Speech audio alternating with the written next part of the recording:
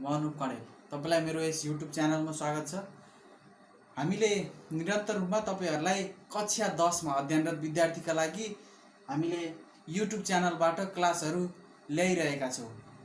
हामीले तपाईहरुलाई यो समयमा केही नलेज मिलोस् भन्ने ध्येयले विशेष गरी कक्षा 10 मा पढ्नु हुने अब हामी विशेष गरेर नयाँ कक्षा 10 मा जानुहुने विद्यार्थीका लागि क्लासहरु सुरुदेखि नै स्टार्ट गर्दै छौं।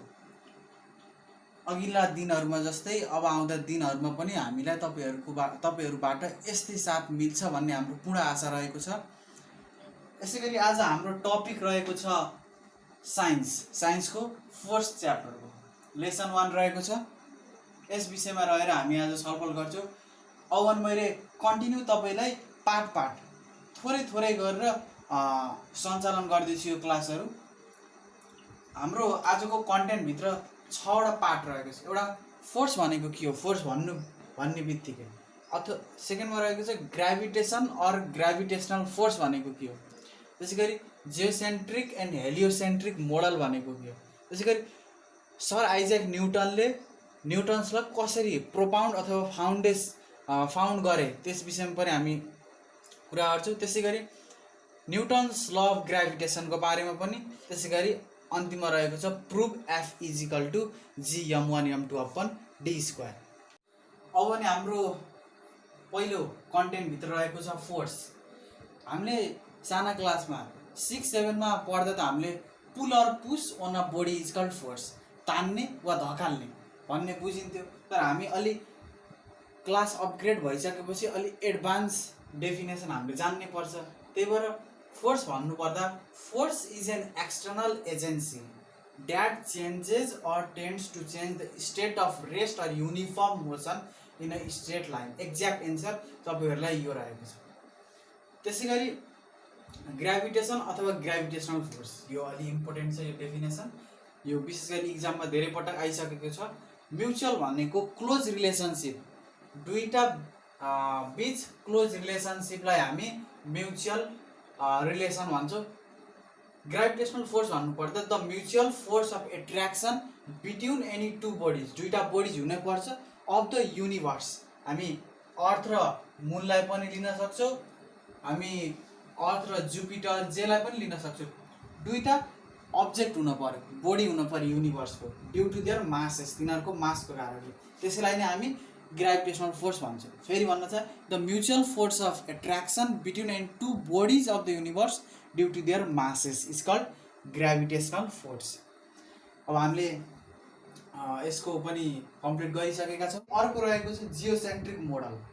जियोसेन्ट्रिक मोडल भनेको अर्थ चाहिँ बिचमा छ, हाम्रो अर्थ, त्यस वरिपरि हाम्रो, हामी यहाँ इक्जाम्पल गराउँदै यो फिगर तपाईले बुझ्नको लागि प्लानेट र पी भन्ने सिम्बल, हामी प्लानेट र सन, प्लानेट रिभल्भ गर्छन्, त्यसैलाई नै हामी जियोसेन्ट्रिक मोडल के भन्छ भन्दा the model in which the earth lies at the centre of the universe around which the planet and the sun revolve round in it in their fixed orbit. तिनीहरुको fixed अर्बिटमा revolve गर्छ भने त्यसलाई हामी जियोसेन्ट्रिक model भन्छौं। त्यसैगरी त्यसको अर्को model रहेको छ हाम्रो हेलियोसेन्ट्रिक मोडल।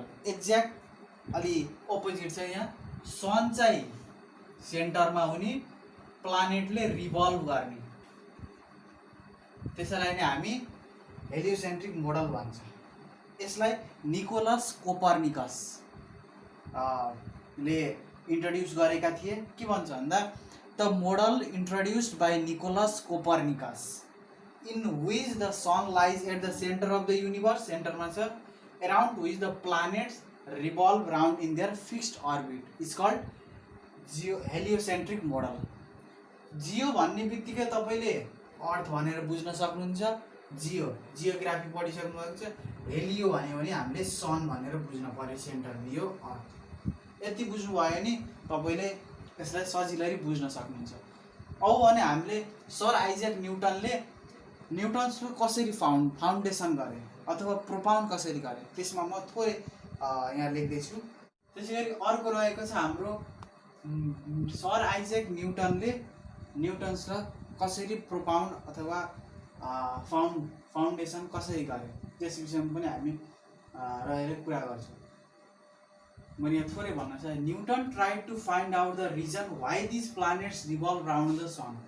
न्युटनलाई के सोच आयो भन्दा यो प्लानेट्स सनको वरिपरि किन घुम्छ, त्यही कारणले गर्दा उनी त्यस सम्बन्धी स्टडी इन्भेस्टिगेट गर्न थाले, कसरी किन घुम्न थाले त्यस विषयमा आफूले इन्भेस्टिगेट गर्दाखेरि त्यही अब्जर्भेसनमा उनले एउटा ल पत्ता लगाए, फेमस ल। यो कहिले भन्दा 1687 एडीमा। त्यो लले के भन्छ भन्दा force of gravitation between two bodies, दुईटा बडी बीचको ग्राभिटेसन मेजर गर्न सकिन्छ, त्यो विषयमा उनले यो ल पत्ता लगाएका थिए। न्युटन्स लले थोरै यहाँ के भन्छ भन्दा according to newton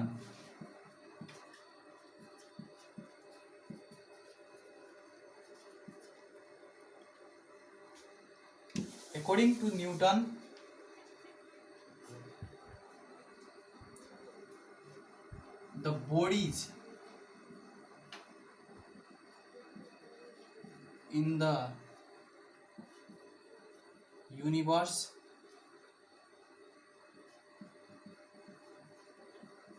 attract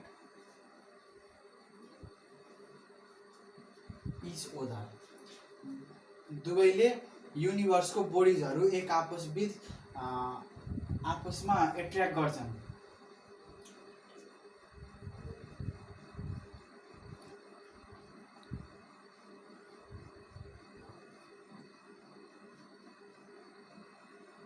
This force of attraction is called, यही फोर्स अफ ग्राभिटेसन, आकर्षणलाई नै हामी फोर्स अफ ग्राभिटेसन नै भन्छौँ, ग्राभिटेसन भन्छौँ। के हो भन्दा फर इक्जाम्पलमा तपाईँले यहाँ भन्न चाहे, फर इक्जाम्पल यो रहेको छ तपाईँले बुझ्नको लागि, the earth attracts the moon and त्यसै गरी and the moon attracts the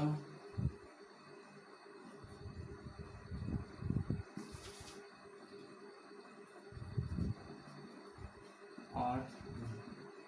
के भन्दा युनिभर्सको दुईटा बडिज एट्र्याक्ट गर्ने भनेको छ यो न्युटन्स ल, उनले पत्ता लगाएको यो फेमस ल अनुसार दुईटा युनिभर्सको बडिजहरू एक आपसमा आकर्षण हुने, एट्र्याक्ट हुने। जस्तै अर्थ र हामीले मुन एट्र्याक्ट गर्छन्, त्यसैले मुनले पनि अर्थतिर एट्र्याक्ट गर्यो, दुवैले एक आपसमा एट्र्याक्ट गरे, त्यही ल न्युटनले पत्ता लगाए, त्यसैलाई नै न्युटन्स ल अफ ग्राभिटेसन भन्छ।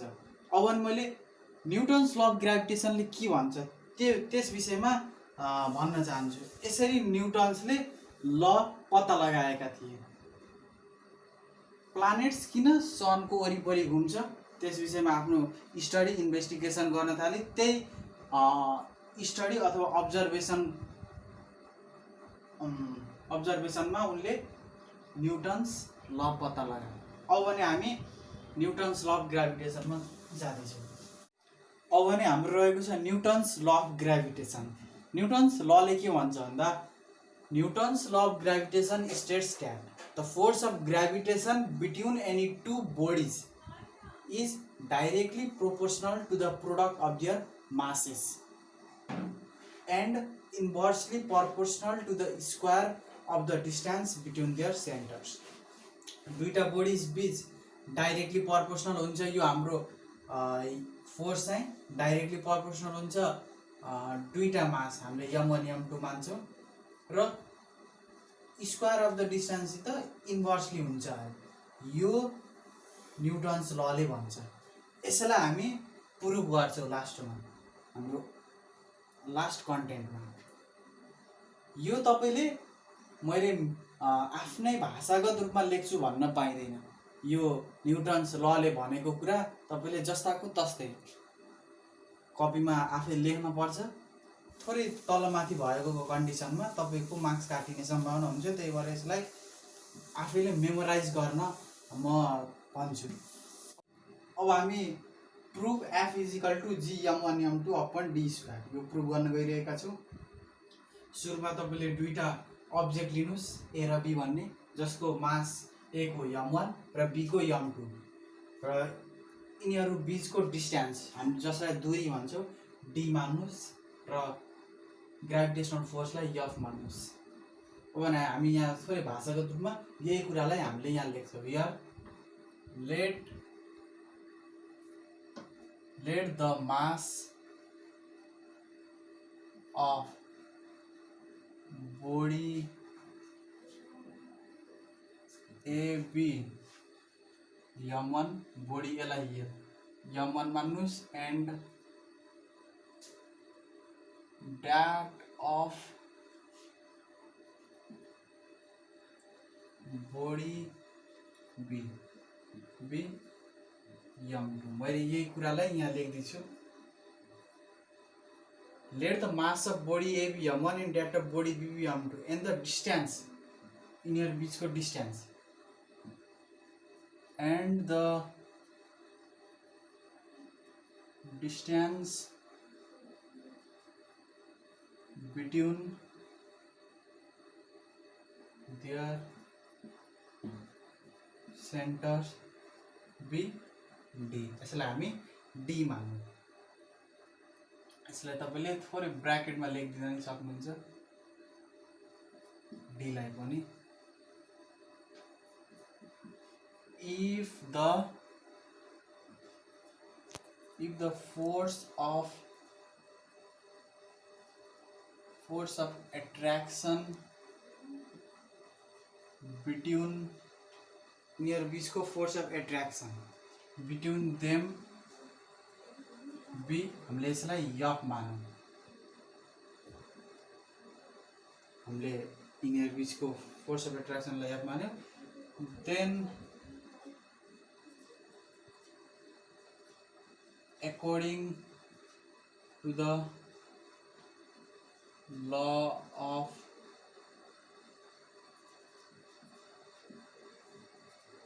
gravitation we have। अब हामी न्युटन्स ल अफ ग्राभिटेसनको आधारमा लेख्छौँ। अब हामीले यसलाई सिम्बलाइजको रूपमा के भन्छ भन्दा यहाँ मैले थोरै यता लेखिदिन चाहेँ। एफ चाहिँ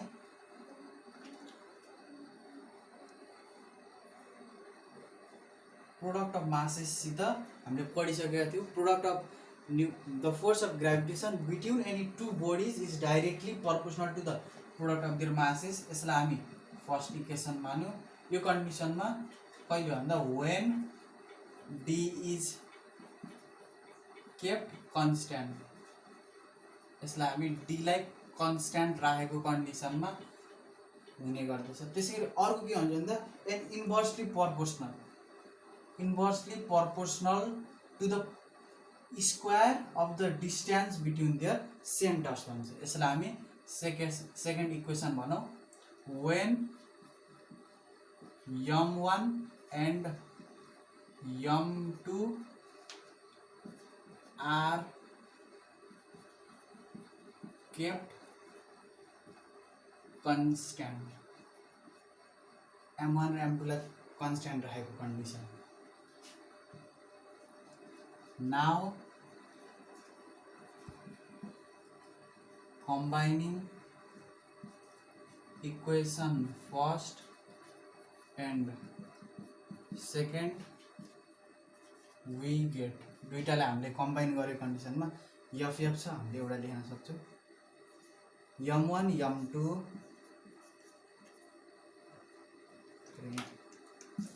क्लियर लेख्न चाहेँ मैले m1 m2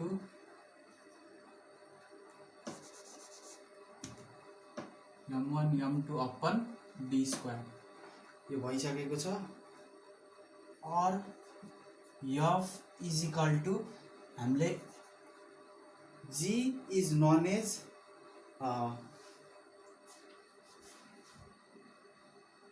universal gravitational constant, त्यही भएर हामीले यहाँ लेखेका छौँ Gm1 m2 upon d square being G is known as universal gravitational constant यो रहेको छ। अनि मैले थोरै यहाँ भ्यालु पनि लेखिदिन्छ and its value is 6.67 into 10 को power -11 newton metre square per KG square रहेको छ। यो हाम्रो प्रुफ भइसकेको छ। हाम्रो यो F is equal to Gm1 m2 d square. यसगरी तपाईले यसलाई एक फेर यो कपीमा तपाईले नोटको रूपमा हेर्न सक्नुहुन्छ र तपाईले बुझेर यसलाई हेर्नु होला। अवश्य पनि तपाईहरुले यसलाई बुझ्नु हुनेछ र नोटको रूपमा पनि राख्नु हुनेछ र आफ्नो पढाइलाई पनि निरन्तरता दिनु हुनेछ भन्ने हाम्रो पूर्ण आशा रहेको छ। यसैगरी अब हामी आजको क्लास समाप्त गरिसकेका छौं। अब पनि मैले तपाईलाई अब आउने क्लासमा यो हाम्रो पार्ट 1 रहेको छ। पार्ट 2 मा मास डबल हुँदा के हुन्छ, डिस्टेन्स हाफ गर्दा के हुन्छ, एउटा मास डबल गर्दा के हुन्छ र एउटा मास अब हामीले यम ट्रिपल गर्दा के हुन्छ, त्यस्तो कन्डिसनमा ग्रेभिटेसनल फोर्समा कतिको असर गर्छ, कतिको चेन्ज आउँछ, त्यो बारेमा हामी क्लासहरु लिएर आउनेछौं। त्यसैगरी थोरै मैले त्यसमा अन्य क्वेशनहरु पनि थप्ने प्रयत्न गर्छु। आजको लागि हाम्रो क्लास यही समाप्त भइसकेको छ। म अनुप कडेल यहाँबाट बिदा हुन्छु। हस्त, धन्यवाद।